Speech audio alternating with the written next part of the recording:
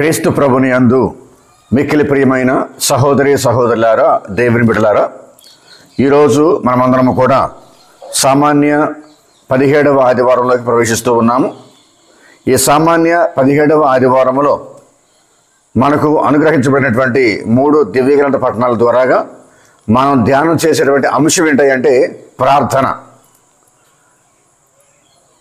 ఆదికాండము 18వ అధ్యాయములో అబ్రహాము వేడుకోలు ప్రార్థన, అలాగే సువిశేషంలో ప్రియులారా లూకా సువార్త 11వ అధ్యాయములో 1వ వచనం నుంచి 13వ వచనం వరకు యేసుక్రీస్తు తన శిష్యులకు ప్రార్థన నేర్పించడం, పరలోక ప్రార్థన లేదా ప్రభుని ప్రార్థన మనం ధ్యానం చేస్తూ ఉన్నాం. ప్రార్థన అంటే ప్రియులారా మనం చిన్నప్పటి నుంచి కూడా ప్రార్థన చేస్తూ ఉన్నాం. ఈ ప్రపంచంలో ఉన్నటువంటి ప్రజలందరూ కూడా, భగవంతుడు నమ్ముకున్న విశ్వాసులందరూ కూడా ప్రార్థనలు చేస్తూనే ఉన్నారు. సర్వమతాల వారు వారి వారి దైవాల్ని వేడుకుంటూ ఉన్నారు. వారి కుటుంబాల కోసం, వారి కోరికల కోసం, వారి బిడ్డల కోసం, వ్యవసాయము, వ్యాపారము, ఉద్యోగము, ఈ విధంగా అనేకమైనటువంటి అవసరతల కోసం ప్రార్థన చేస్తూనే ఉన్నారు. కాబట్టి ప్రార్థన అనగా ఏమిటి? What is the meaning of prayer? అసలు ప్రార్థన అంటే ఏమిటి అని అంటే ప్రియులారా, మనము ప్రార్థన అనేటువంటి అంశాన్ని, ఈ ఆధ్యాత్మిక అంశాన్ని ధ్యానం చేసేటప్పుడు ప్రార్థన అంటే భగవంతుడిని మనకు కావలసిన వాటిని అడుక్కోవటం కాదు, అడగటం కోసం కాదు. అడగటం కోసం కాదు ఈ ప్రార్థన అంటే.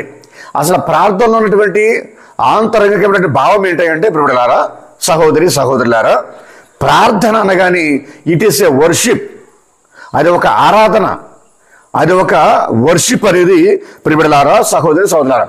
ఏంటి వర్షిప్, ఆరాధన అంటే? భగవంతుడు ప్రియులారా సర్వశక్తిమంతుడు, దయామయుడు, కనికర హృదయుడు, సర్వాంతర్యామి, సర్వజ్ఞాని, సృష్టి స్థితుల కారకుడు, స్వయముగా ఉద్భవించిన వాడు, శరీరము లేనివాడు, ప్రారంభము ముగింపు లేనివాడు, ఆల్ఫా ఒమేగా అనేటువంటి మహిమ కలిగినటువంటి భగవంతుడిని, ఆయన్ని మనం ఆరాధించాలా. భగవంతుడు తాను ఉన్నటువంటి రీతిని బట్టి మనం ఆయన స్తుతించాలి, ఆరాధించాలి, వర్షిప్ చేస్తూ ఉండాలి. అదే ప్రార్థనలో ప్రధానమైనటువంటి అంశం. కాబట్టి ఇక్కడ ప్రార్థన అనగానే మనకు అందరికి గుర్తొచ్చేది ఏంటంటే మనకు కావలసినటువంటి అవసరతల కోసం, ఈ భూలోకంలో జీవించడం మనకు కావాల్సిన అవసరతల కోసం, the material needs and the material goods, వీటి కోసం మనం ఎక్కువగా ప్రార్థన చేస్తూ ఉంటాం ప్రియులారా, సహోదరి సహోదరులారా. కాబట్టి ముందుగా మన ప్రార్థనలో ఎక్కువ శాతం అనేది ఆరాధనకే కేటాయించాలి.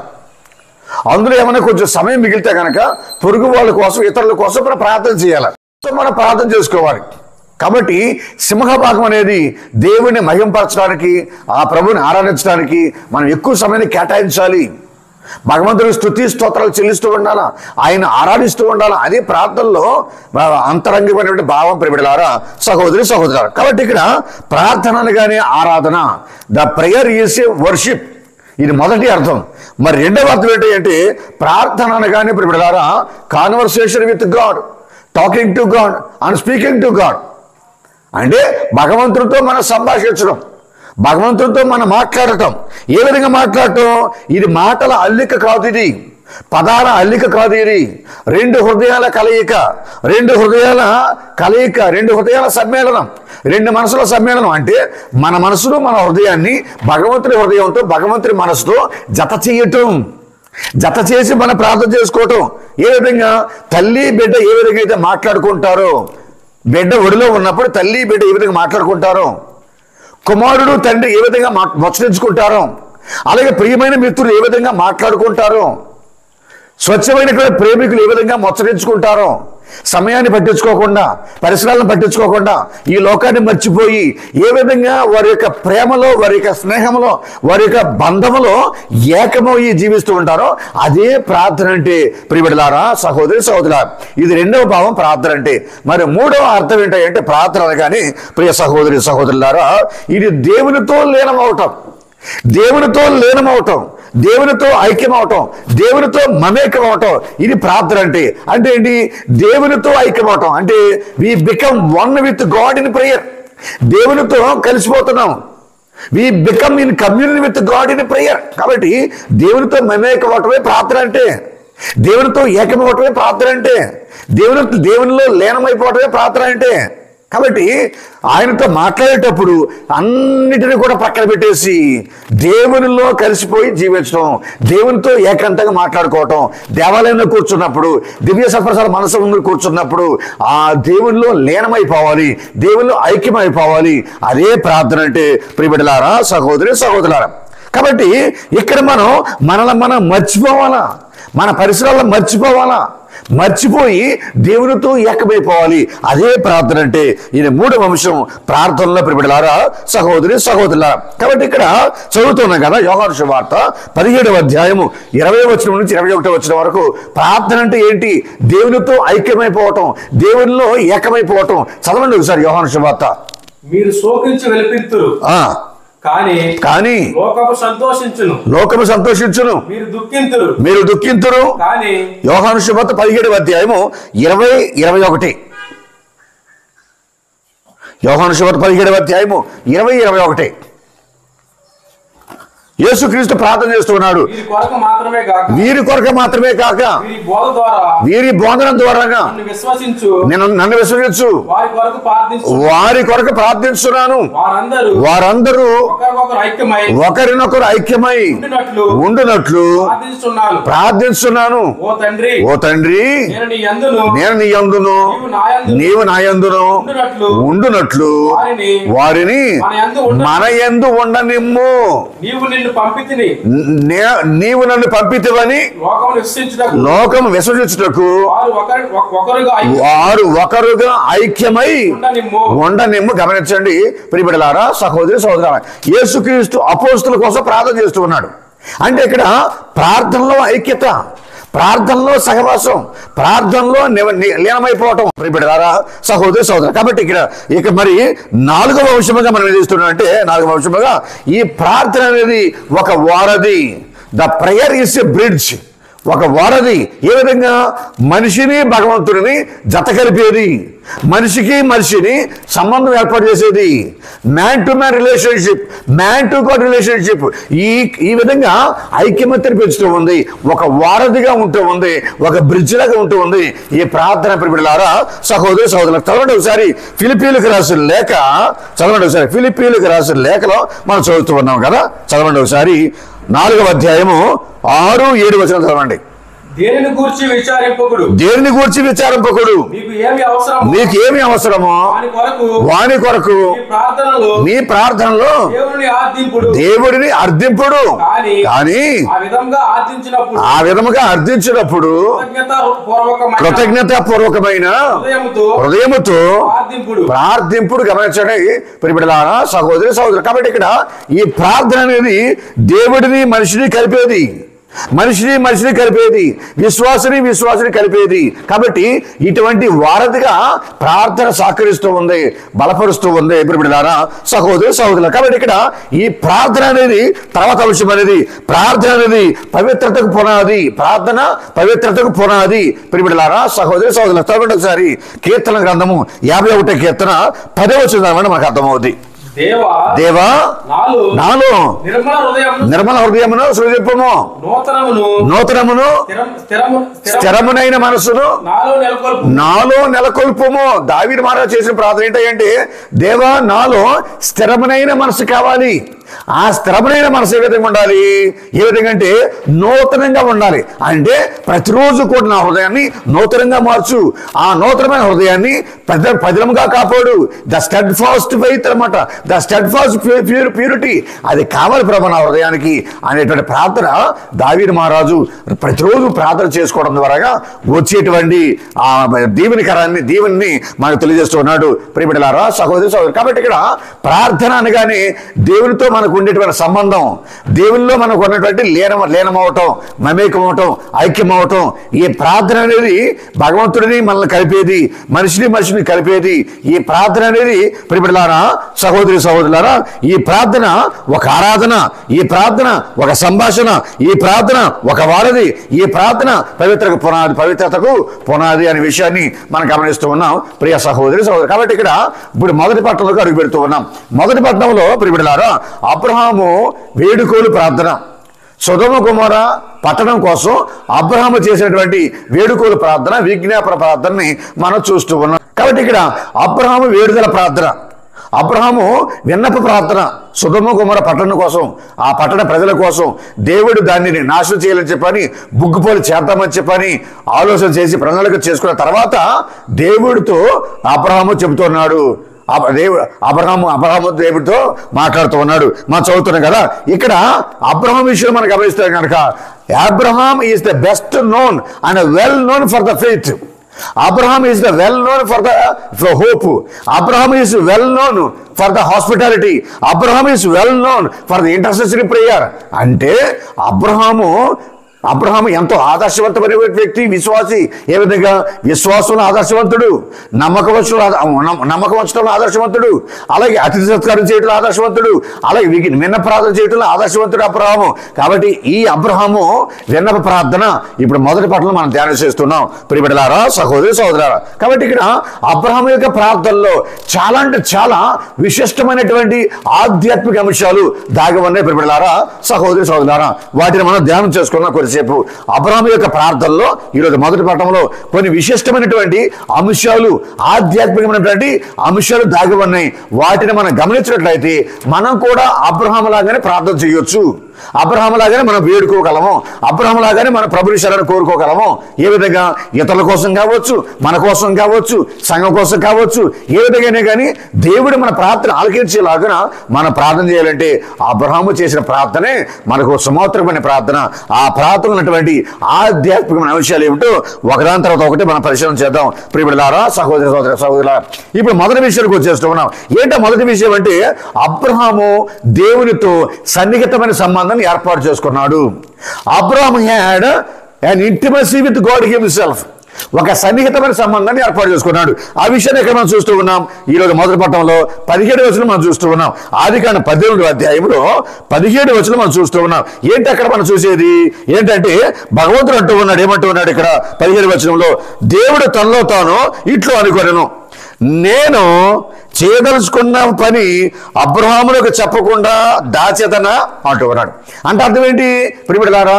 అబ్రహాము తండ్రి దేవునికి ఒక సహచరుడిగా, ఒక స్నేహితుడిగా, ఒక కంపానియన్గా అబ్రహాము యావే ప్రభుని యొక్క దృష్టిలో ఉన్నాడు. కాబట్టి నేను చేయబోయే పని ఏంటో చేయబోయే పని సొదొమ గొమొర్రా పట్టణాన్ని నాశనం చేయడానికి నేను నిర్ణయం తీసుకున్నాను కదా.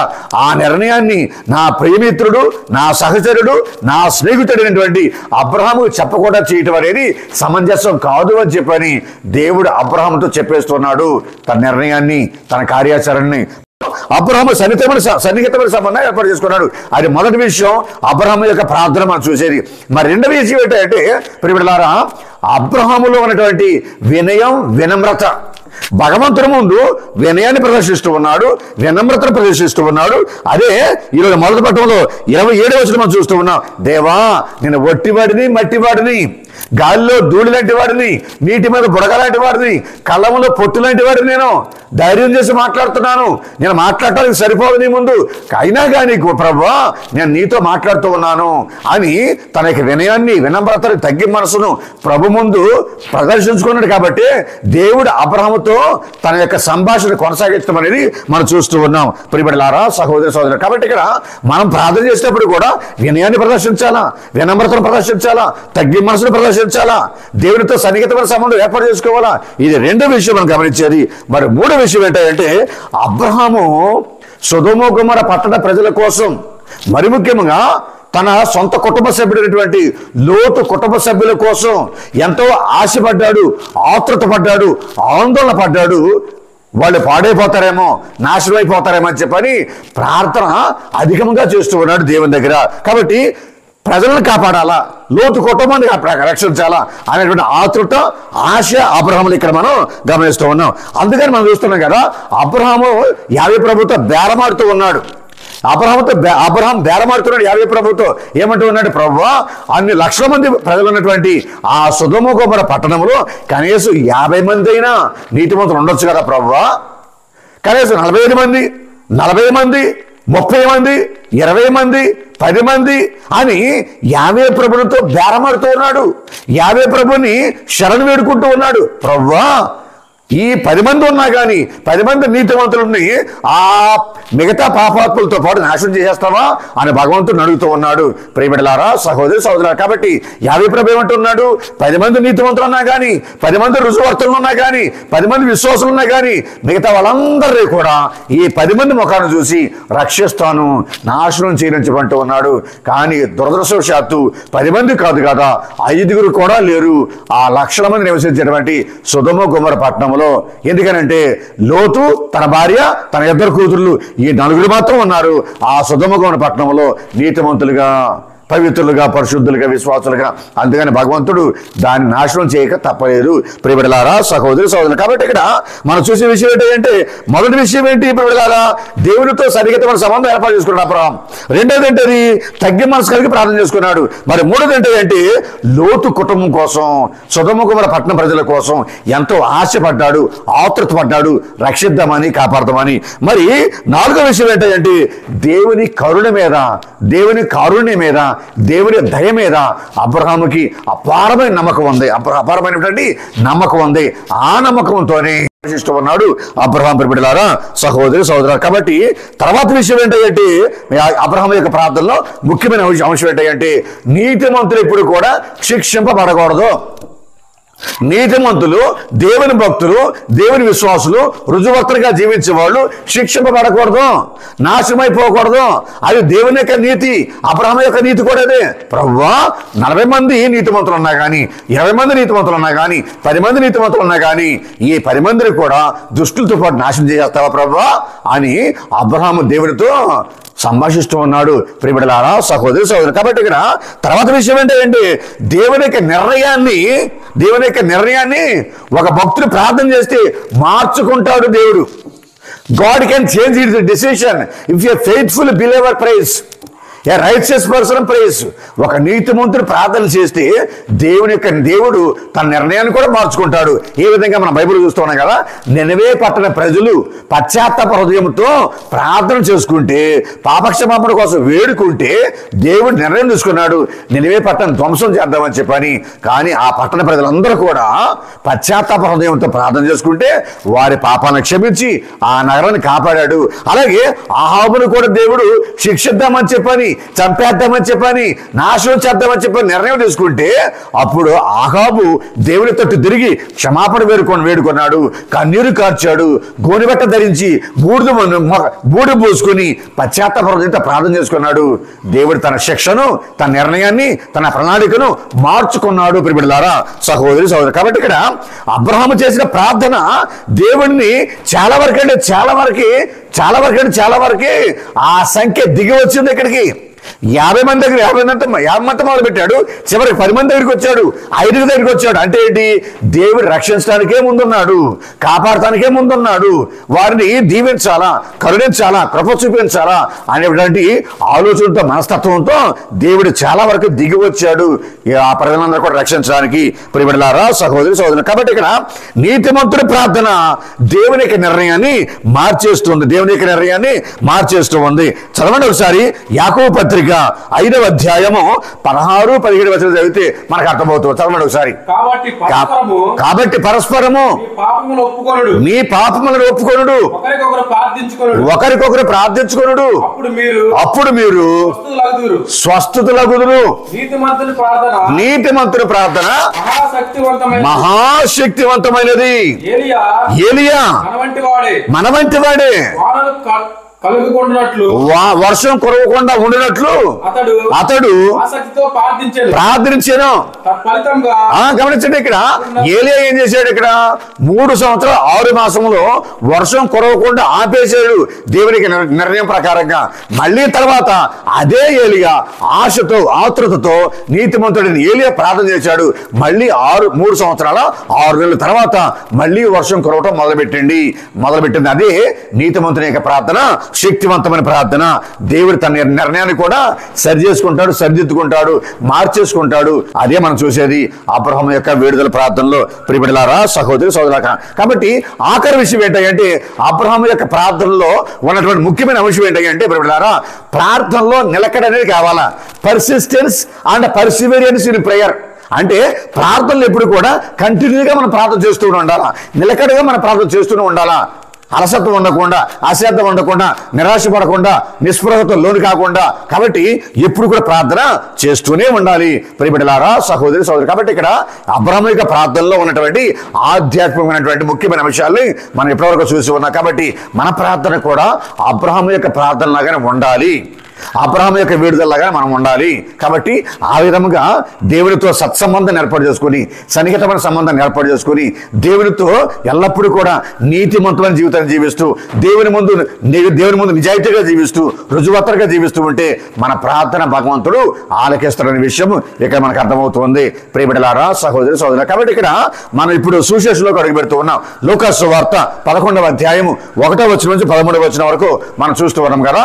ఈ లూకా సువార్త 11వ అధ్యాయంలో ప్రియబిడ్డలారా, సహోదరి సహోదరులు. కాబట్టి ఇక్కడ ఈ లూకా సువార్తలో ఈనాడు సువిశేష భాగంలో ఏంటో ముఖ్యమైన విషయం ఏంటంటే పరలోక ప్రార్థన, the Lord's prayer, the Lord's prayer, పరలోక జపం, పరలోక ప్రార్థన అని చెప్పని మనం పిలుస్తూ ఉన్నాం. ఏంటిది పరలోక ప్రార్థన అంటే? ప్రియబిడ్డలారా, మనం చదువుతూ ఉన్నాం కదా, మనం గమనిస్తూ ఉన్నాం కదా. ఏంటది? లూకా సువార్తలోనే 11వ అధ్యాయంలో 1వ వచనంలో శిష్యులందరూ కూడా యేసుప్రభు దగ్గరికి వచ్చి ఒక మాట అడుగుతున్నారు, ఒక రిక్వెస్ట్ చేస్తూ ఉన్నారు. ప్రభువా, యోహాను గారు, బాప్టిస్ట్ యోహాను గారు తన శిష్యులకు ప్రార్థన చేయటం నేర్పించాడు కదా, అలాగే మాకు కూడా ప్రార్థన చేయటం నేర్పించిన ప్రభు, మాకు కూడా ప్రార్థన చేయటం నేర్పించిన ప్రభు అని చెప్పని శిష్యులు యేసయ్య దగ్గరికి వచ్చి అడుగుతూ ఉన్నాడు. ఇక్కడ గమనించాలి మనం. ఏంటది? ఈ 12 మంది శిష్యులు యేసుప్రభు దగ్గరికి వచ్చి ఏమని అడుగుతున్నారు? ప్రార్థన చేయటం మాకు నేర్పించండి అని అడుగుతున్నారు. ఇక్కడ వాళ్ళు మాకు అద్భుతాలు ఎలా చేయాలో, స్వతంత్రాలు ఎలా చేయాలో, దెయ్యాలను ఎలా పారద్రోలాలో, అలాగే సువార్త ఎలా బోధించాలో, ప్రసంగాలు ఎలా చెప్పాలో మాకు నేర్పించండి అని అడగటం వల్ల, దాని గురించి వాళ్ళు అడగటం వల్ల ఏమడుగుతున్నారు వాళ్ళు? ప్రభా, మాకు ప్రార్థన కావాలి, మాకు ప్రార్థన ఎలా చేయాలో మాకు నేర్పించు. బాప్టిస్ట్ యోహాను గారు మనం చూస్తున్నాం కదా. బాప్టిస్ట్ యోహాను గారు ఎడారిలో ఉన్నారని, ఒంటి రొమ్ముల చర్మం కప్పుకున్నారని, పుట్టుక తేనె త్రాగారని, మిడతలు తిన్నారని, ఆయన ఏలియాత్మ పొంది ఉన్నాడని అది మాత్రం మనకు తెలుసు. కానీ ఒక విషయం మాత్రం మనకు గుర్తించలేకపోతున్నాం. ఏంటది? బాప్టిస్ట్ యోహాను అనే వ్యక్తి ఒక ప్రవక్త, is a man of prayer. ఆయన మహాప్రార్థనాపరుడు బాప్టిస్ట్ యోహాను గారు. అలాగే యేసుక్రీస్తు కూడా మహాప్రార్థనాపరుడు, is a man of prayer Yesukristu. ఎందుకని వీళ్ళు ఈ 10 మంది అపోస్తలులు యేసయ్య దగ్గరికి వచ్చి మాకు ప్రార్థన చేయటం నేర్పించడం చెప్పని అడుగుతున్నారంటే, యేసుక్రీస్తుని వాళ్ళు చాలా సందర్భాల్లో ఏకాంతమైన ప్రదేశంలో ప్రార్థనలో మమేకమై ఉండటం అనేది వాళ్ళు కళ్ళారా చూశారు. కాబట్టి వాళ్ళు కళ్ళారా చూశారు. చాలా సందర్భాల్లో యేసు ప్రభు ప్రార్థన చేయటం అనేది వాళ్ళు కళ్ళారా చూశారు. కాబట్టి యేసు ప్రభుని అడుగుతున్నారు, మాకు కూడా ప్రార్థన చేయటం అనేది నేర్పించండి.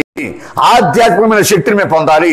ఆ శక్తిని మేము పొందుకోవాలంటే మీలాగా మేము కూడా ప్రార్థన చేయాలి, మీలాగా మేము ఆధ్యాత్మికమైనటువంటి దీవెనలు పొందాలి, మాకు ప్రార్థన చేయడం నేర్పించండి అని చెప్పని యేసు ప్రభుని అడుగుతూ ఉన్నారు ప్రియబిడ్డలారా, సహోదరి సహోదరులు. కాబట్టి ఇక్కడ ప్రార్థన చేయటం నేర్పించమని యేసు ప్రభుని అడుగుతూ ఉన్నారు. యేసుక్రీస్తు ప్రార్థన చేయటం నేర్పిస్తున్నాడు ఈ 12 మంది అపోస్తలులకి ప్రియబిడ్డలారా, సహోదరి సహోదరులు. కాబట్టి ఇక్కడ దేవుని కుమారుడే ప్రార్థన చేస్తే, దేవుని కుమారుడే తన యొక్క జీవితంలో అంత సమయాన్ని ప్రార్థనకి కేటాయిస్తే, మరి మానవులముగా, బలహీనులముగా, సకల శోధనలు, సకల బలహీనతలు చుట్టూ ఉన్నటువంటి ఈ లోకంలో జీవించే మనమందరం కూడా, దుర్బలమైనటువంటి మనమందరం కూడా ఇంకెంత ఎక్కువ ప్రార్థన చేయాలి మనందరం. దేవుని కుమారుడే అతి పరిశుద్ధుడు, అతి పవిత్రుడే ప్రార్థన కోసం అంత సమయాన్ని కేటాయిస్తే, మరి మనము దుర్బలులం, మనము శరీరంతో పుట్టిన వాళ్ళం, బలహీనతలతో పుట్టిన వాళ్ళం. కాబట్టి శోధనలకు లోనయ్యేటువంటి తత్వం ఎక్కువ. మనం ఎండిన మ్రాలు, మనం యేసుక్రీస్తు పశ్చిమరాను, ఆయనే అంత ప్రార్థన కోసం సమయం కేటాయిస్తే మరి మన సంగతి ఏంటి? మనం ఇంకెంత ప్రార్థన చేయాలి ప్రియబిడ్డలారా, సహోదరి సహోదరులారా. కాబట్టి ఈ విషయాన్ని మనం జాగ్రత్తగా ఆలోచన చేస్తూ ఉండాలి. చదవండి ఒకసారి హెబ్రీ పత్రిక 5వ అధ్యాయం 7వ వచనం చదవండి, మనకు అర్థమవుద్ది. తన యెహోలోక జీవితమున మృత్యువు నుండి తనను రక్షింప శక్తి కలిగినటువంటి దేవుడిని గూర్చి యేసు ఏడ్పులతోనూ కన్నీటితోనూ పెద్దగా ఎలుగెత్తి ప్రార్థించెను. ప్రియబిడ్డలారా, సహోదరి సహోదరులారా, ఆయన ఎలుగెత్తి కన్నీటితో, పెడబొమ్మలతో ఆయన ప్రార్థన చేసుకున్నాడు. యేసుక్రీస్తు దైవ కుమారుడు, పరిశుద్ధుడు, పవిత్రుడు, జ్యేష్ఠపుత్రుడు, మరి అటువంటి దైవ కుమారుడే ప్రార్థన కోసం అంత శ్రేష్టంగా సమయాన్ని కేటాయిస్తే మరి మన సంగతి ఏంటి? నిజంగా మన ప్రార్థన చేయగలుగుతున్నామా? నిజంగా మన ప్రభుని శరణు వేడుకోగలుగుతున్నామా? నిజంగా మన ప్రభుని ఆరాధించగలుగుతున్నామా? అలా చేస్తేనే దేవుడు మన పట్ల తన కృపను, తన కారుణ్యాన్ని కురిపిస్తాడు. ప్రియ సహోదరి సహోదరులారా, ప్రార్థన, పరలోక ప్రార్థన. ఇప్పుడు యేసుక్రీస్తు వారికి పరలోక ప్రార్థన నేర్పిస్తూ ఉన్నాడు. ఒక బైబిల్ పండితుడు, టెర్టులియన్ అనేటువంటి ఒక బైబిల్ పండితుడు, ఈ పరలోక ప్రార్థన గురించి, ప్రభుని ప్రార్థన గురించి ఒక చక్కని మాట అంటూ ఉన్నాడు. ఏమంటున్నాడంటే, ఈ పరలోక ప్రార్థన అనేది it's a summary of the 4 gospels అంటాడు ఆయన. It is a summary of the 4 gospels అంటాడట. అంటే అర్థం ఏంటి? ఈ 4 సువార్తల సారాంశమే పరలోక ప్రార్థన అని చెప్పంటూ ఉన్నాడు. ఇక్కడ ప్రభు ప్రార్థన అంటే, ఇక్కడ ప్రభుని యొక్క ప్రార్థన అంటే, ద లార్డ్స్ ప్రేయర్ అంటే యేసుక్రీస్తు చేసిన ప్రార్థన ఇదే అని అనటానికి కాదు. ఇక్కడ యేసుక్రీస్తు కూడా ఇదే ప్రార్థన చేశాడు అని మనం అనలేం. ఎందుకనంటే యేసుక్రీస్తు మా పాపాలు మన్నించండి అని అనటానికి ఆయనకి ఆస్కారం లేదు. అక్కడ ఆయన నిందారహితుడు కాబట్టి, ఏ పాపం లేనివాడు కాబట్టి, మనం చేసేటువంటి పరలోక ప్రార్థన యేసుప్రభు చేసిన పరలోక ప్రార్థన కాదు. అది క్రీస్తు యొక్క వ్యక్తిగతమైన ప్రార్థనా జీవితం నుంచి పుట్టినటువంటి పరలోక ప్రార్థన ఇది. యేసుప్రభు యొక్క వ్యక్తిగతమైన ప్రార్థనా జీవితం నుంచి పుట్టినటువంటి పరలోక ప్రార్థన ఇది. అందుకని దీన్ని ద లార్డ్స్ ప్రేయర్ అని చెప్పని పిలుస్తూ ఉన్న ప్రియబిడ్డలారా, సహోదరి సహోదరులారా. కాబట్టి ఇప్పుడు కోటాను కోట్ల మంది ఈ పరలోక జపాన్ని, పరలోక ప్రార్థనని ప్రతిరోజు, ప్రతి గంట, ప్రతి నిమిషం కూడా ప్రపంచంలో ఉన్నటువంటి కోటాను కోట్ల మంది విశ్వాసులు ఈ పరలోక ప్రార్థన చేస్తూనే ఉన్నారు. లేచిన దగ్గర నుంచి పడుకునే వరకు కూడా పరలోక ప్రార్థన చేస్తూనే ఉన్నారు. అన్ని ప్రార్థనా కూటాల్లో, అన్ని ప్రార్థనా సమావేశాల్లో, దివ్య పూజల్లో, జపదండల్లో, కూటంలో, అన్నిటి సందర్భాల్లో కూడా ఈ పరలోక జపం అనేది ఎక్కువగా మనం జపిస్తూ ఉన్నాం. ఇది అందరికీ నచ్చిన పరలోక జపం, అందరూ మెచ్చిన పరలోక జపం, అందరూ ఇష్టపడే పరలోక జపం, సులువుగా చెప్పేటువంటి పరలోక జపం ఇది, పరలోక ప్రార్థన ఇది. కాబట్టి ఇటువంటి పరలోక ప్రార్థనని యేసుక్రీస్తు 12 మంది అపోస్తలులకి నేర్పిస్తూ ఉన్నాడు. ప్రియబిడ్డలారా, సహోదరి సహోదరులారా, ఇప్పుడు ఈ పరలోక ప్రార్థనని మనం గమనిస్తూ ఉన్నాం కదా. పరలోక ప్రార్థన మనం ఒక వాక్యం తర్వాత ఒక వాక్యాన్ని మనం ధ్యానం చేస్తూ ఉన్నాం. ఈ పరలోక ప్రార్థన 7 స్టెప్పుల ద్వారాగా ఉందన్నమాట. 7 మెట్లు, 7 ఆ వాక్యాలు, 7 మెట్లు అన్నమాట. ఈ 7 మెట్లు మొదటి మెట్టు ఏంటి అంటే, ప్రియబిడ్డలారా చదువుతున్నాం చూడండి. మనం చెప్తున్నాం కదా ఏంటది? పరలోకమందున్న మా తండ్రి. మొదటి పెట్టిది పరలోకమందున్న మా తండ్రి అంటే అర్థం ఏంటి? భగవంతుడిని తండ్రి అని పిలిచేటువంటి భాగ్యం యేసుక్రీస్తు మనకి అనుగ్రహిస్తూ ఉన్నాడు. ఈ ప్రపంచంలో కొన్ని వందల వేల మతాలు ఉన్నప్పటికీ కూడా, విశ్వాసం ఉన్నప్పటికీ కూడా, ఏ మతము కానీ, ఏ విశ్వాసం కానీ భగవంతుడిని, సృష్టికర్తని తండ్రి అని పిలిచేటువంటి యోగ్యత, అర్హత ఏ మతం కూడా తమ విశ్వాసులకు ఇవ్వలేదు. ఏ మతం కూడా తమ విశ్వాసులకు అటువంటి అనుగ్రహాన్ని ఇవ్వలేదు, యోగ్యతను ఇవ్వలేదు. కానీ ఒక క్రీస్తు భగవంతుడు మాత్రమే సృష్టికర్తని, సర్వశక్తిమంతుడిని మనం తండ్రి అని పిలవచ్చు, అబ్బా అని పిలవచ్చు, డాడీ అని పిలవచ్చు అనేటువంటి విధంగా యేసుక్రీస్తు పరలోక ప్రార్థన మనకిస్తూ ఉన్నాడు. పరలోకమందున్న మా తండ్రి ప్రార్థనల ప్రారంభం అది. పరలోకమందున్న మా తండ్రి అన్నట్టు అంటే అర్థం ఏంటి? ఇక్కడ క్రీస్తు ప్రభు తండ్రితో ఉన్నటువంటి సాన్నిహిత్యాన్ని, క్రీస్తు ప్రభు తండ్రితో ఉన్నటువంటి అనుబంధాన్ని, క్రీస్తు ప్రభు తండ్రితో ఉన్నటువంటి ఏకత్వాన్ని ఇక్కడ విశ్వాసులకు కూడా దయచేస్తూ ఉన్నాడు. కాబట్టి ఇక్కడ దైవ కుటుంబంలో మనందరూ కూడా సభ్యులుగా చేస్తూ ఉన్నాడు. ఆ దైవ కుటుంబం మనందరూ కూడా కుమారులుగా, కుమార్తెలుగా ఏర్పాటు చేసుకుంటూ ఉన్నాడు. Jesus is inviting the believers, inviting the faithful, inviting us into the God's family. క్రీస్తు ప్రభుని యొక్క కుమారుడు యొక్క తత్వంలోకి మనందరూ కూడా ఆహ్వానిస్తూ ఉన్నాడు. క్రీస్తు భగవంతుడేమో సహజంగా దేవుడికి పుట్టినవాడు, కానీ మనం మాత్రం దత్తపుత్రులం, దత్తపుత్రికులం. కాబట్టి మనము కూడా దేవుని కుటుంబంలో సభ్యులం అవుతూ ఉన్నామనే విషయాన్ని ఇక్కడ స్పష్టమవుతుంది. అర్హతను దేవుడు ఇస్తున్నాడు, అటువంటి యోగ్యత యేసుప్రభు ఉన్నాడు. దేవుని తండ్రి అని పిలిచేటువంటి భాగ్యం, ఆ యోగ్యత, ఆ అర్హత క్రీస్తు ప్రభువే మనకందరికి అనుగ్రహిస్తూ ఉన్నాడు. అందుకని పునీత అసిసిపుర ఫ్రాన్సిస్ వారు పరలోకమందున్న మా తండ్రి అనేటువంటి ఆ ప్రార్థన చెప్తూ ఉన్నప్పుడు, మా తండ్రి అనేటువంటి అంశం దగ్గరే, ఆ ఆధ్యాత్మికమైనటువంటి ఆ పదం దగ్గరే, దీవెనకరమైనటువంటి ఆ మా తండ్రి అనేటువంటి ప్రియమైనటువంటి తండ్రి దగ్గరే ఆగిపోయేవాడు. చాలా సందర్భాల్లో ముందుకు వెళ్ళటానికి మనసు ఒప్పుకునేది కాదు. ఈ తండ్రి అనేటువంటి అంశం అనేది చాలా అంటే చాలా బాగుంది, చాలా అపురూపమైన పదం ఇది. అనురాగమైనటువంటి పదం ఇది. ప్రేమించే తండ్రి నాతో ఉన్నాడు, ఆ భగవంతుడు నా తండ్రి, సృష్టికర్త నా తండ్రి, సర్వశక్తిమంతుడు నా తండ్రి అనేటువంటి ఆ మధురమైనటువంటి పదాన్ని దాటి వెళ్ళటానికి అశిశుపుర ఫ్రాన్సిస్ వారు ఇష్టపడలా, మనసు అంగీకరించలా, అక్కడే ఆగిపోయేవారు. ప్రియబిడ్డలారా, సహోదరి సహోదరులు, కాబట్టి ఇక్కడ రెండో పదం ఏంటంటే, రెండో మెట్టు మీ నామము పరిశుద్ధపరచబడును గాక, మీ నామము పరిశుద్ధపరచబడును గాక, మీ నామం పూజింపబడును గాక అంటే అర్థం ఏంటి? యావే ప్రభుని యొక్క పేరు, సృష్టికర్త యొక్క పేరు పవిత్రమైనటువంటిది, పరిశుద్ధమైనటువంటిది. మనం ప్రార్థన చేయడం ద్వారాగా, మనం స్తుతించడం ద్వారాగా, మనం ఆరాధించడం ద్వారాగా దేవుడి యొక్క పేరు పవిత్రంగా మారటం వల్ల, పరిశుద్ధంగా మారటం వల్ల ఆయన పేరే పవిత్రమైంది, ఆయన పేరే పవిత్రమైంది, ఆయనే పవిత్రుడు, దేవుడే పవిత్రుడు, ఆయన కార్యాలు పవిత్రమైనవి, ఆయన పలుకులు పవిత్రమైనవి, ఆయన మార్గాలు పవిత్రమైనవి, ఆయన నిర్ణయాలు పవిత్రమైనవి. కాబట్టి ఆయన పేరు కూడా పవిత్రమైనటువంటిదే, పరిశుద్ధమైనటువంటిదే. ప్రియబిడ్డలారా, సహోదరి సహోదరులు, కాబట్టి ఇక్కడ ద్వితీయోపదేశకాండము 6వ అధ్యాయం మనం చూస్తున్నాం కదా, ద షేమ అంటే అర్థం ఏంటి? ఇక్కడ హెబ్రీయులకు యూదులకు ద బెస్ట్ ప్రేయర్ పాసిబుల్. ఆ షేమనే, ఓ ఇశ్రాయేలీయులారా వినుడు, మీ దేవుడైన ప్రభువు పవిత్రుడు, పరిశుద్ధుడు, నిష్కల్మషుడు, నిజాయితీపరుడు, నీతిమంతుడు, ధర్మవర్తుడు, ఆయన మాత్రం మీరు ఆరాధించాలి, ప్రేమించండి. దాన్ని ఏమంటామంటే ద షేమ అని పిలుస్తూ ఉన్నాం. యూదులకు పవిత్రమైన పటిష్టమైన ప్రార్థన ఇదే. ప్రియబిడ్డలారా, సహోదరి సహోదరులు, కాబట్టి మనం చదువుతున్నాం కదా మత్తయి సువార్త 5వ అధ్యాయము 48వ వచనం మనం చూస్తూ ఉన్నాం. ఏంటది? పరలోకమందున మీ తండ్రి ఎంత పవిత్రుడు, ఎంత పరిపూర్ణుడు, మీరు కూడా అంతే పవిత్రులు, అంతే పరిపూర్ణులు కావాలి అంటూ ఉన్నాడు యేసుక్రీస్తు. చదవండి ఒకసారి మత్తయి సువార్త 5వ అధ్యాయం 48వ వచనం. పరలోకమందున మీ తండ్రి పరిపూర్ణుడైనట్లే మీరును పరిపూర్ణులగుదురుగాక. అది యేసుప్రభువు యొక్క సంకల్పం, దేవుని యొక్క సంకల్పం. దేవుడి పరిపూర్ణుడు, దేవుడి పవిత్రుడు, కాబట్టి ఆయన నామం పవిత్రమైంది, ఆయన నామం పవిత్రమైంది.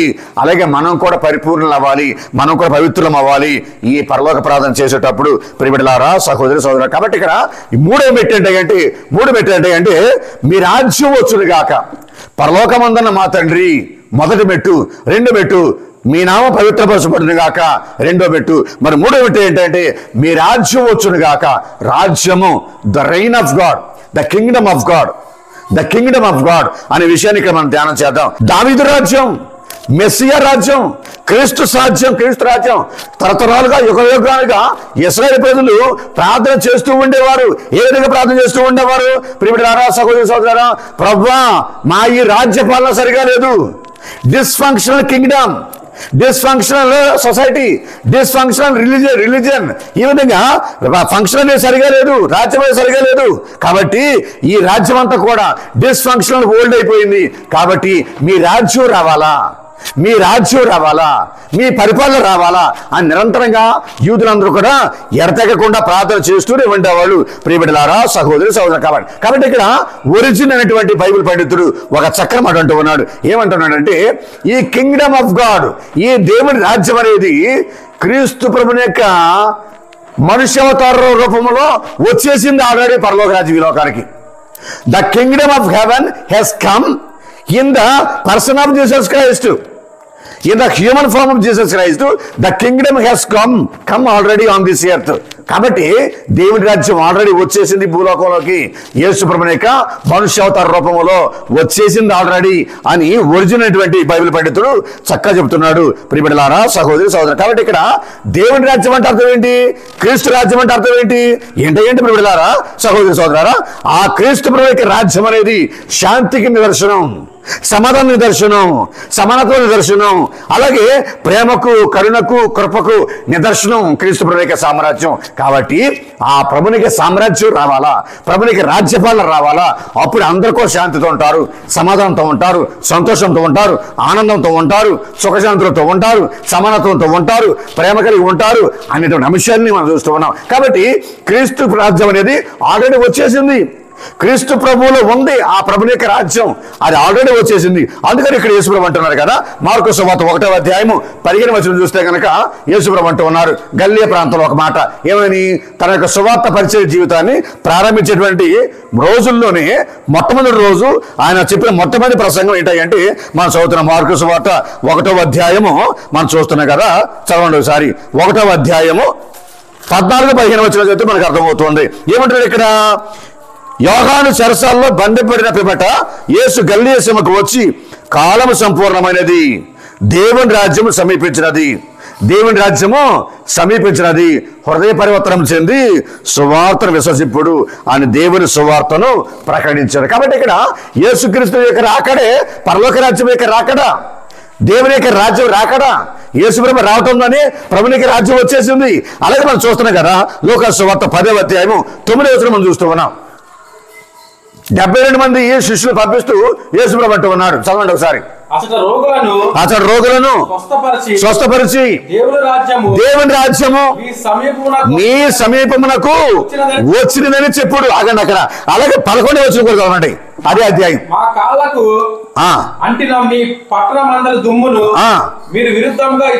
మీకు విరుద్ధంగా వెచ్చటనే దులిపివేస్తున్నాము, కానీ దేవుని రాజ్యము సమీపించి ఉన్నదని గ్రహింపుడు. గమనించండి ఇక్కడ ఈ మూడు వచనాలు కూడా దేవుని రాజ్యం వచ్చేసింది. క్రీస్తులో దేవుని రాజ్యం ఉంది. క్రీస్తుతో మనం ఐక్యత కలిగి జీవించాలా, క్రీస్తుతో మనము సహవాసం కలిగి జీవించాలా, క్రీస్తు ఎడల మనం ఆకర్షితులం అవ్వాలి, క్రీస్తులో మనం జీవించాలి. అదే పరలోక ప్రార్థనలో మీ రాజ్యం వచ్చును గాక అనే పదానికి, అనే ప్రార్థనకి అర్థం ప్రియబిడ్డలారా, సహోదరి సహోదరులు. కాబట్టి ఇక్కడ క్రీస్తు రాజ్యం అనేది మనలో ఉండాలా, మన కుటుంబంలో ఉండాలా, మన వ్యక్తిగతమైన జీవితంలో ఉండాలా, మన హృదయంలో ఉండాలి క్రీస్తు రాజ్యము, క్రీస్తు పరిపాలన. ఆ విధంగా ప్రేమ, జాలి, దయ, కరుణ, కృప ఏ విధంగా ఎక్కడైతే ఉంటాయో అక్కడే క్రీస్తు ప్రభువునికి రాజ్యం అనేది మన హృదయంలో, మన కుటుంబంలో, మన గ్రామంలో, మన సంఘంలో దేవుని రాజ్యం అనేది ఉన్నట్లే అని అర్థం ఇక్కడ ప్రియబిడ్డలారా, సహోదరి సహోదరులు. కాబట్టి ఇక్కడ 4 అంశాలకు వెళ్తూ ఉన్నాం పరలోక ప్రార్థనలో. ఏంటది? మీ చిత్తము పరలోకమందు నెరవేరినట్లు భూలోకమందును నెరవేరిన కాక. ఇది 4వ అంశం. మీ చిత్తము పరలోకమందు నెరవేరినట్లు భూమి అందులో నెరవేరిన గాక, భూలోకంలో కూడా నెరవేరిన గాక. ఇక్కడ ప్రియబిడ్డలారా, సహోదరి సహోదరులారా, పరలోకములో సకల దూతలు, సకల పునీతులు, సకల సన్మనస్కులు అందరూ కూడా దేవుని యొక్క చిత్తానికి తల వంచుతారు.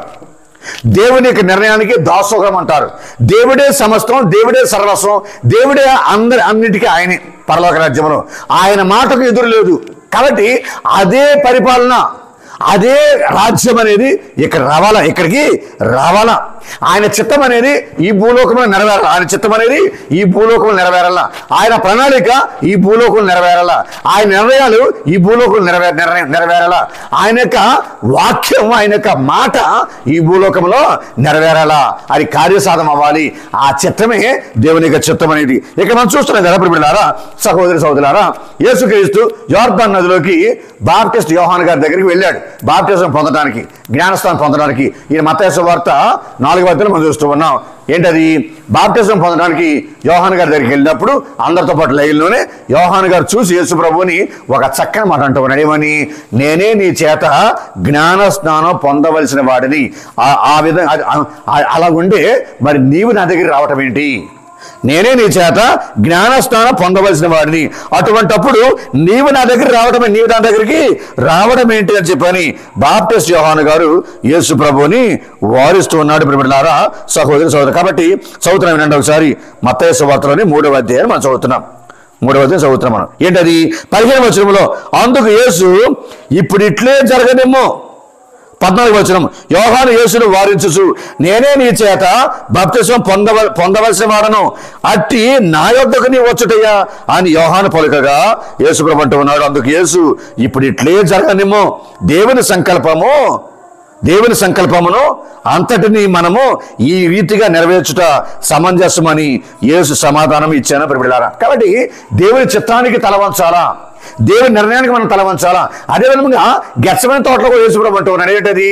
దేవా నీ చిత్తమైతే ఈ పాత్రను నుంచి తొలగించు అంటాడు యేసుప్రభు. నీ చిత్తమే నెరవేరనిమ్మని చెప్పని యేసుప్రభు అంటూ ఉన్నాడు. కాబట్టి ఇక్కడ మనం గెత్సేమనే తోటలోను అలాగే యోర్దాను నదిలోను యేసుప్రభు ఏ విధంగా అయితే తండ్రి దేవుని చిత్తానికి తల వంచాడు, అలాగే మనం కూడా దేవుని చిత్తానికి, క్రీస్తు చిత్తానికి మనం కూడా తల వంచాలి. అదే ఈ పరలోక జపంలో, పరలోక ప్రార్థనలో మనం నేర్చుకునే విషయం. అంటే ఏంటి అంటే మనం క్రీస్తుకి దగ్గరికి మనం ఆకర్షితులం అవ్వాలా. We should be attracted and we should be drawn to words Christ. అంటే క్రీస్తు తత్వం అనేది మనలో రావాలా, క్రీస్తు మనస్తత్వం మనలో రావాలా. తండ్రి దేవుని పట్ల ఏ విధంగా క్రీస్తు వ్యవహరించారో అలాగే మనం కూడా క్రీస్తు ప్రభు లాగానే మనం కూడా తండ్రి దేవుని పట్ల అలాగే వ్యవహరించాలి. అలాగే ఆయన చిత్తాన్ని నెరవేర్చాలి. మనం అందరం కూడా మన చిత్తం కాదు, మన ఇష్టం కాదు, మన కోరికలు కాదు, మన ప్రణాళికలు కాదు, మన సంకల్పాలు కాదు, మన నిర్ణయాలు కాదు, అంతా దేవుని సంకల్పమే, దేవుని చిత్తమే నెరవేరాలి.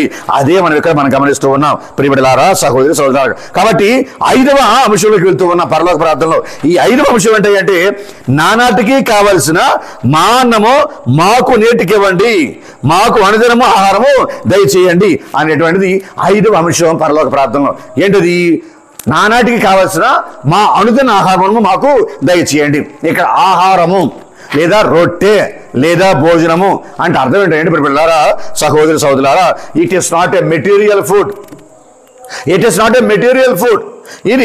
ఇది భౌతికమైన ఆహారం కాదు. ఇది భౌతికమైన ఆహారం కాదు. ఇది మన ప్రాణాన్ని నిలబెట్టే ఆహారం కాదు. ఇది ఈ శరీరం నిలబెట్టే ఆహారం కాదు. ఇది యేసుప్రభువు నేర్పించిన ప్రార్థనలో నానాటికి కావాల్సినటువంటి అనుదిన ఆహారం అనేది నాట్ ద మెటీరియల్ ఫుడ్. యేసుప్రభువు చెప్పేది it is a spiritual nourishment, it is a spiritual food అనే విషయం మనం గమనించాలి ప్రియబిడ్డలారా, సహోదరి సహోదరు. కాబట్టి ఇక్కడ అనుదిన ఆహారం అంటే ఏంటంటే సూపర్ సబ్స్టాన్షియల్ బ్రెడ్ అని చెప్పి మనం పిలుస్తూ ఉన్నాం.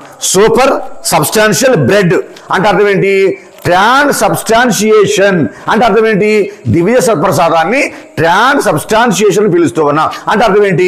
గోధుమ అప్పములో ద్రాక్ష రసంలో యేసు ప్రభు సంపూర్ణంగా అందులోకి వేంచేసి వస్తూ ఉన్నాడు. అది ఆధ్యాత్మికమైనటువంటి క్రీస్తు భోజనం. అది పరలోక రాజ్యానికి చేర్చే భోజనం. అది క్రీస్తుతో సంబంధానికి ఏర్పాటు చేసే భోజనం. అది క్రీస్తు తత్వాన్ని అలవాటు చేసుకునేటువంటి భోజనం. అదే క్రీస్తు ప్రభు యొక్క శరీరము రక్తము. ఆ భోజనం మనకి కావాలి ప్రతిరోజు కూడా. అందుకని కథోలిక శ్రీ సభ ప్రతి విషయంలో కూడా డైలీ మాస్ అనేది ఏర్పాటు చేసింది. డైలీ మాస్, ప్రతిరోజు పూజ, అనుదినము పూజ, విశ్వాసులకు నరిష్మెంట్, విశ్వాసులకు బలము, విశ్వాసులకు శక్తి, ఆధ్యాత్మిక శక్తి, ఆత్మలకు శక్తి ప్రసరించడం కోసం ప్రతిరోజు కూడా దివ్య పూజను ఏర్పాటు చేస్తూ ఉంది. దివ్య సప్రసాదాన్ని ఆహారంగా అనుగ్రహిస్తూ ఉంది. మనలోనికి వేంచేసి మనలోకి వచ్చినప్పుడు మనం క్రీస్తు వలె రూపాంతరం చెందాలి. క్రీస్తు మనలో రూపాంతరం చెందాలి. క్రీస్తులో మనం ఏకమవ్వాలి. క్రీస్తే మనలో జీవించాలి. అదే యేసు ప్రభువు యొక్క సంకల్పం.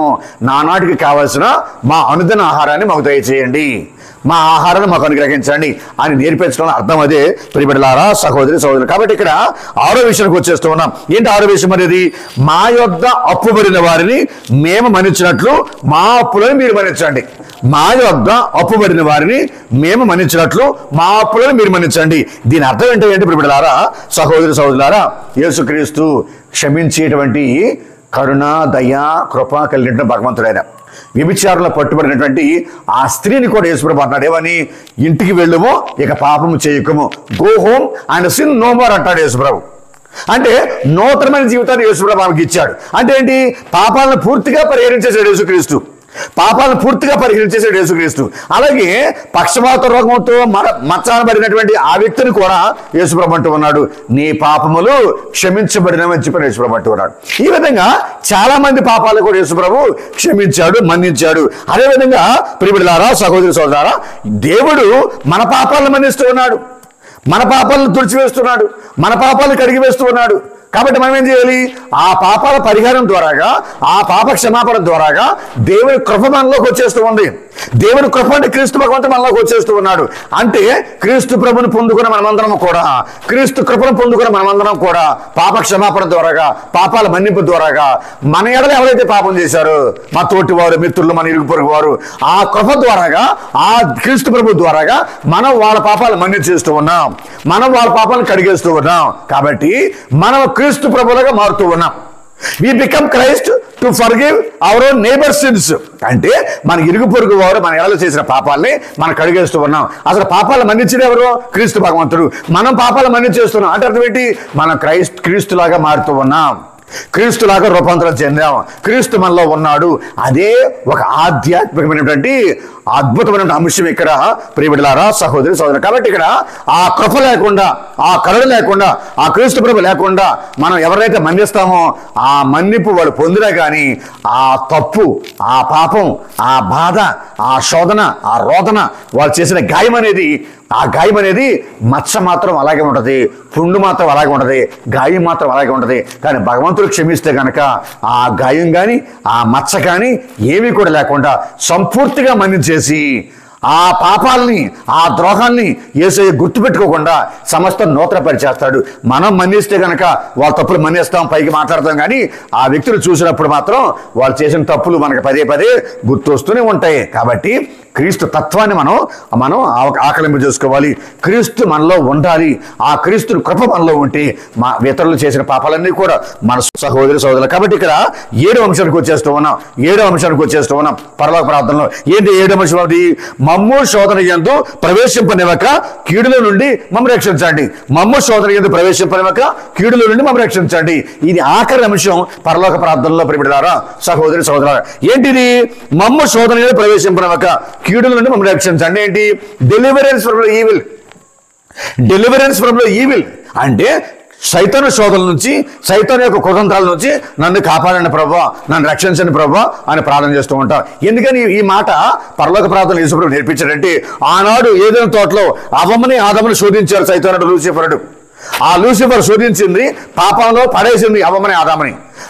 అమరులైనటువంటి వాళ్ళు, మరణానికి పాత్రలయ్యారు వాళ్ళు, దేవునితో సత్సంబంధం కలిగి జీవించే వాళ్ళు దేవునికి శత్రువులు అయ్యారు. కాబట్టి అదిగో వాళ్ళని పడేసింది.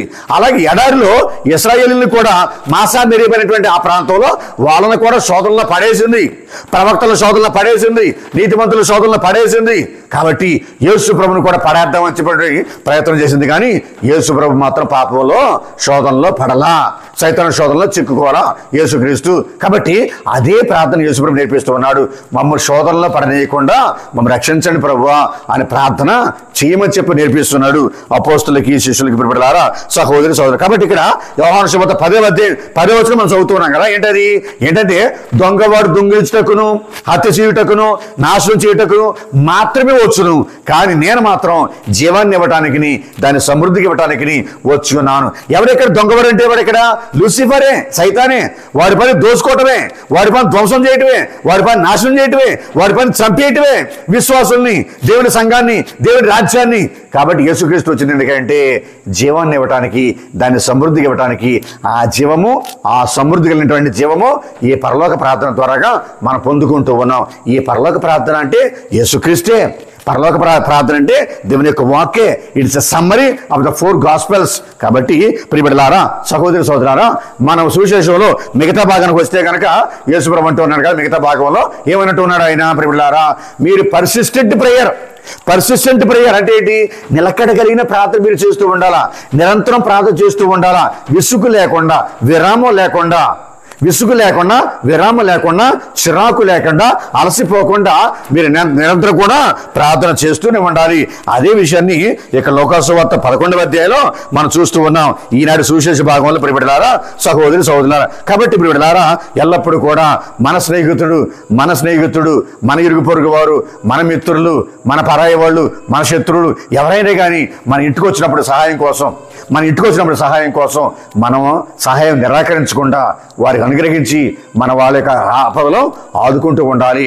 అదే మనం చేసేటువంటి ఈ పరలోక ప్రార్థన ఉన్నటువంటి ఆంతరంగికమైనటువంటి అంశము, సారాంశం. ప్రియబిడ్డలారా, ఇది చాలా గొప్ప జీవితం, అది అపురూపమైన జీవితం, అది అద్భుతమైన జీవితం. ఇది దేవునితో మనం ఏక మనసులమైపోతూ ఉన్నాం, దేవునితో లీనమైపోతున్నాం, దేవునితో ఒకటైపోతున్నాం, క్రీస్తుతో ఒకటైపోతున్నాం, క్రీస్తు మనలో ఒకరైపోతున్నాడు, క్రీస్తు తత్వం అనేది మనలోకి ఏర్పడుతూ ఉంది. కాబట్టి ఈ వాక్య పరిచయం ద్వారాగా మనమందరం కూడా, ఈ ప్రసంగం ద్వారా మనమందరం కూడా మంచి ప్రార్థన పరులుగా, a true worshippers, the true praying community, ప్రార్థించే సంఘంలాగా తయారవుతాం, ప్రార్థించే వ్యక్తులాగా తయారవుతాం, ప్రార్థించే కుటుంబాలాగా తయారవుతాం. కాబట్టి మనం ఎక్కువగా ప్రార్థించే వ్యక్తులుగా తయారవ్వాలి. అప్పుడే దేవుని యొక్క కృప, దేవుని యొక్క రక్షణ, దేవుని యొక్క దీవెన మనకు, మన కుటుంబాలకి, మన సంఘాలకి మెండుగా ఉంటాయి. మనం ధన్యులం అవుతూ ఉంటాం. ఆ భగవంతుడు మన జీవితాన్ని దీవేస్తుడు, ఆశీర్వదిస్తాడు. తల వంచండి, కళ్ళు మూసుకోండి, చిన్న ప్రార్థన చేసుకుందాం. సర్వశక్తిగల సర్వేశ్వర దయగల మా తండ్రి, ప్రేమగల ప్రభు, మీ పరిశుద్ధ నామనకు వేలాది వందనములు స్తుతులు స్తోత్రాలు మా యేసయ్య. మా ప్రభువా, మీ ఘనమైనటువంటి స్తోత్రాలు మా తండ్రి. ఈరోజు ప్రార్థన అంటే ఏంటి, దాని ఔన్నత్యం ఏంటి, దాని విశిష్టత ఏంటి అని అబ్రహాం ప్రార్థన ద్వారాగా, సుశేషంలో పరలోక ప్రార్థన ద్వారాగా, ప్రభునిక ప్రార్థన ద్వారాగా మాకు అందరికీ చక్కగా నేర్పిస్తూ ఉన్నారు. దీవించండి, ఆశీర్వదించండి. అబ్రహాము చేసిన ప్రార్థనే మేము కూడా చేయాలి ప్రభువా.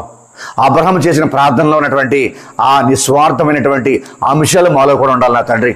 మీతో సన్నిహితమైన సంబంధం ఏర్పాటు చేసుకోవాలి. మీ ముందు మేము రుజువర్తనంగా నిలబడాలా. మేము ఇప్పుడు కూడా ఇతరుల కోసం ప్రార్థన చేసేటువంటి వ్యక్తులుగా తయారవ్వాలా. ఇతరుల యొక్క క్షేమం కోసం ప్రార్థన చేసే వ్యక్తులుగా మేము తయారవ్వాలా. అటువంటి జీవితం మాకు అనుగ్రహించండి, అటువంటి కృప మాకు అనుగ్రహించండి. మేము కూడా పరలోక ప్రార్థన ద్వారాగా మేము క్రీస్తుతో ఏకమై, క్రీస్తుతో మమేకమై, క్రీస్తులో లీనమై ఐక్యత కలిగి జీవించే భాగ్యం మాకేవ్వండి. క్రీస్తు తత్వాన్ని అలవాటు చేసుకునే భాగ్యం మాకేవ్వండి. ఈ పరలోక ప్రార్థన మా జీవితాలు మార్చి, నూతనంగా మలచి, మమ్మల్ని అందరినీ కూడా క్రీస్తులో ఏకమనస్కులమై జీవించే భాగ్యం మాకు దయచేయమని ప్రార్థన చేస్తూ ఉన్నాం. మా తండ్రికి ఈ సందర్భంలో ఈ వాక్య పరిచయ ద్వారాగా ఎంతోమంది మేలు పొందాలి, ఎంతోమంది దీవెనలు పొందాలి, ఎంతోమంది మీ కృపను పొందాలి, ఎంతోమంది ప్రార్థించే వ్యక్తులుగా తయారవ్వాలా, ఎంతోమంది కృపను కలిగే వ్యక్తులుగా తయారవ్వాలా. కాబట్టి మా తండ్రి ఈ ప్రసంగం ద్వారాగా విని మేలు పొందే వారందరూ కూడా దీవించి ఆశీర్వదించండి. వారికి ఉన్న బాధలు కావచ్చు, ఇబ్బందులు కావచ్చు, కష్టాలు కావచ్చు, శ్రమలు కావచ్చు, అప్పుల సమస్యలు కావచ్చు, ఏదేమైనా కానీ తండ్రి వారి కుటుంబంలో ఏ ఇబ్బందులు అయితే ఉన్నాయో అన్నిటిని కూడా మీరు పరిష్కరించి సరిచేసి సరిదిద్ది వారికి దీవెనలు దయచేయమని వేడుకుంటూ ఉన్నాం. అన్నిటికన్నా ముఖ్యంగా ఆధ్యాత్మికమైనటువంటి ఎదుగుదల, ఆధ్యాత్మికమైన నరిష్మెంట్ వారు దయచేయమని వేడుకుంటూ ఉన్నాం. మేము పవిత్రతలో జీవించాలి, పరిశుద్ధతలో జీవించాలి, మీలో ఏకమై జీవించాలి. అటువంటి జీవన విధానాన్ని మేము చేసే ప్రార్థన ద్వారా మాకు దయచేయమని వేడుకుంటూ ఉన్నాం. ఈ ఎస్ఎంజి క్రియేషన్స్ యూట్యూబ్ ఛానల్ ద్వారాగా దేవా ఎంతోమంది మేలు పొందే విధంగా దీవించమని వేడుకుంటూ ఉన్నాం. వారు చేసేటువంటి మనవులు, విన్నపాలు, కామెంట్స్ ద్వారా వారు చెప్పేటువంటి వారి బాధలు, వారి విజ్ఞాపనలు, వారి వేడుకోలు అన్నీ కూడా ప్రభా మీరు నెరవేర్చమని వారికి దీవెన దయచేయమని వేడుకుంటూ ఉన్నాం. దేవా ఎస్ఎంజి క్రియేషన్స్ యూట్యూబ్ ఛానల్ని స్థాపించినటువంటి మీ కుమారుడు అభిషేక్ గురువు రెవరెండ్ ఫాదర్ కాట్ యోహాను స్వామిని దీవించండి, ఆశీర్వదించండి. వారు చేసేటువంటి వారి గురుతర బాధ్యతలు మీరు తోడుగావండి, రక్షించి దీవించమని, మా ఏలూరు మేత్రాసనాన్ని, యావత్ కథోలిక శ్రీ సభని దీవించి ఆశీర్వదించమని, మీ కృప ద్వారా మమ్మల్ని కూడా బలపరచమని మా ప్రభువుని యేసుక్రీస్తు ద్వారా ఈ మనవి చేయుచున్నాము తండ్రి. ఆమేన్.